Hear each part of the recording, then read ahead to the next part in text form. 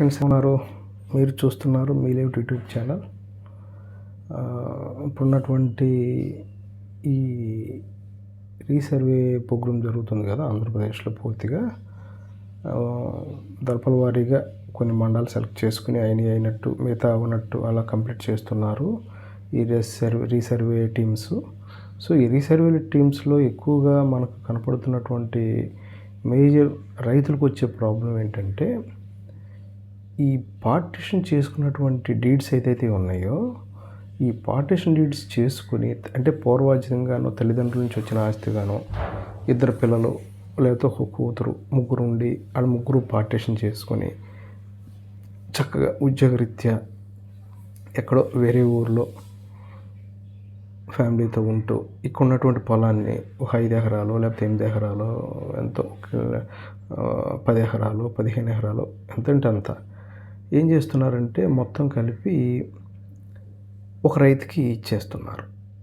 ఈ 10 ఎకరాల్లో వీళ్ళకి 3 ఎకరాలు ఉండొచ్చు, పాపకి ఇద్దరు తమ్ములకి చెరో 5 ఎకరాలు ఉండొచ్చు. ఎట్ట వాళ్ళ రేషియో ప్రకారం దాన్ని పార్టిషన్ చేసుకుని, కానీ ఎక్కడ కూడా గట్లు లేకుండా మొత్తం రైతు ఏం చేస్తాడు, తనకు తగ్గట్టుగా తనకు తెలిసిన విధంగా అనుకూలంగా నీళ్ళు వాటర్ ఎలా ఉందో అలా గట్లు వేసుకుని దాంట్లో ఈ వ్యవసాయం చేస్తూ ఉంటాడు.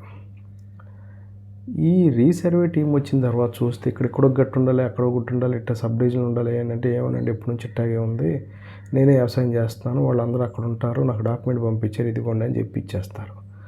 వీళ్ళు ఏం చేస్తారంటే ఇప్పుడు లేనిది మనం ఏం చేయలేము, ఎందుకంటే పైనుంచి మనకు రోజుకి ఇన్ని ఎకరాలు చేయాలని టార్గెట్లు ఏమీ ఉంటాయి రీసర్వే టీంకి. రోజుకి ఇంత చేయాలి, రోజుకి నువ్వు గట్లేసేసే రేపు పొద్దున వచ్చి చేస్తాను, ఈ ఎఫ్ఎంబి ప్రకారం గట్లేసేసే ఎవరెవరున్నారో చెప్పు నేను వాళ్ళకి వేస్తానని అనలేడు ఆయన. ఎందుకంటే ఆయనకు వచ్చేసరికి భూమి మీద ఎంజాయ్మెంట్ అలా ఉన్నారు. ఇప్పుడు వీళ్ళు ఏం చేస్తారు, చక్కగా 8 ఎకరాలు 10 ఎకరాలు మొత్తం ఒకటే బిట్గా తీసుకుని ఒక ఎల్పి నెంబర్ ఇచ్చేసి, ఆ ఎల్పి నెంబర్లో ఇద్దరు అన్నదమ్ములు ఒక సిస్టరు లేకపోతే ముగ్గురు అన్నదమ్ములు ఎవరుంటే వాళ్ళ పేర్లు మొత్తం రాసి ఆ డీడ్ ప్రకారం ఎవరంత రిజిస్ట్రేషన్ చేసుకున్నారో అంత ఏరియా వేసి అది చెక్ చేసి ఇది చెక్ చేసి వెరిఫికేషన్ చేసి సరిపోతే వాళ్ళకి జాయింట్ ఎల్పి నెంబర్ రిలీజ్ చేసేస్తారు. జాయింట్ ఎల్పి నెంబర్ ఎప్పుడైతే రిలీజ్ చేశారో దీంట్లో అమ్ముకోవాలంటే సబ్ డివిజన్ చేయాలి. ఒకవేళ దీన్ని అమ్మాలంటే మళ్ళీ మొత్తం అమ్మాలంటే ముగ్గురు రావాలి. లేదు నేను ఉంచుకుంటానని అంటే మళ్ళీ ఆవిడ పొలం సబ్ డివిజన్ చేయాలి. ఇవన్నీ చాలా ప్రాబ్లమ్స్ ఉన్నాయి. అంటే ఇలాంటి ప్రాబ్లమ్స్ ఏంటంటే మనం ఉంటాయి చిన్నగా. అవి రెక్టిఫై కాకుండా ఉండే ప్రాబ్లమ్స్ కాదు, రెక్టిఫై అవుతాయి. ఇలా ఇప్పుడు ఆ ముగ్గురు అన్నదమ్ములు వెళ్ళి 3 పార్టిషన్లు చేయాలి.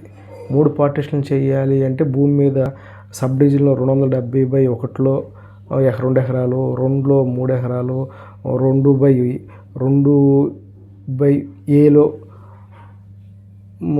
72 సెంటు ఇలా ముక్కలు ఉన్న దాన్ని వీళ్ళు రాసుకుంటారు. కాబట్టి ఆ ఎఫ్ఎంబి ఎలా ఉందో అలా గట్లు వేసుకుని ఉంటే అదేంటి ఎవరైతే ఉన్నారో సర్వేయర్ అంటే వాళ్ళే చేయకపోవచ్చు, లేదా ఎవరన్నా మీరు తెలిసినటువంటి లైసెన్స్ సర్వేయర్ ఉంటాడు. లైసెన్స్ సర్వేయర్ చేత ప్రతి మండలంలో లైసెన్స్ సర్వేయర్లు ఉన్నారు.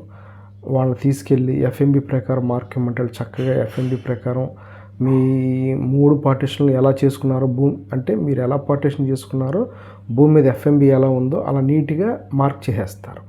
ఒక గట్లే చేసుకున్న తర్వాత మీరు వెళ్ళి సబ్ డివిజన్కి అప్లై చేస్తే విలేజ్ సర్వేర్ వచ్చి అవును ఈ ఏరియా సరిపోయింది అని చెప్పి మళ్ళీ సబ్ డివిజన్ చేసి మీకు కొత్త ఎల్పి నెంబర్ ఇచ్చి ఆ ఎల్పి నెంబర్లో మీరు మాత్రమే ఉంటారు, ఇంకెవరు ఉండరు. అది సింగిల్ ఎల్పి నెంబర్. మీరు అమ్ముకోవచ్చు, బ్యాంక్కి వెళ్ళి ఫైనాన్స్ కావాలంటే బ్యాంకులో మీరు కోఆపరేటివ్ బ్యాంకులో పెట్టి డబ్బులు తెచ్చుకోవచ్చు, ఏమైనా చేసుకోవచ్చు. అదే మీరు జాయింట్ ఎల్పి నెంబర్ మీద ఉంటే కుదరదు అలాగా. ఎందుకంటే జాయింట్ ఎల్పి నెంబర్ మీద ఉందంటే ఎల్పి నెంబర్ కొట్టంగానే ముగ్గురు కనపడతారు, వచ్చి ముగ్గురు సంతకం పెట్టండి అంటారు.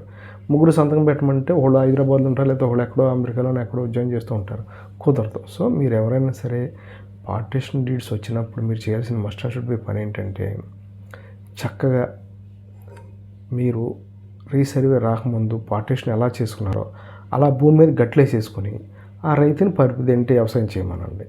సో దానివల్ల ఏంటంటే ఆ రైతు ఈ బిట్టు పలానా వాళ్ళది, ఈ బిట్టు పలానాది ఇప్పుడు చెప్తాడు, డాక్యుమెంట్ ఇస్తాడు. రేపొద్దున ఈ ముగ్గురు అన్నదమ్ములకి 3 ఎల్పీ నెంబర్ రిలీజ్ అవుతాయి.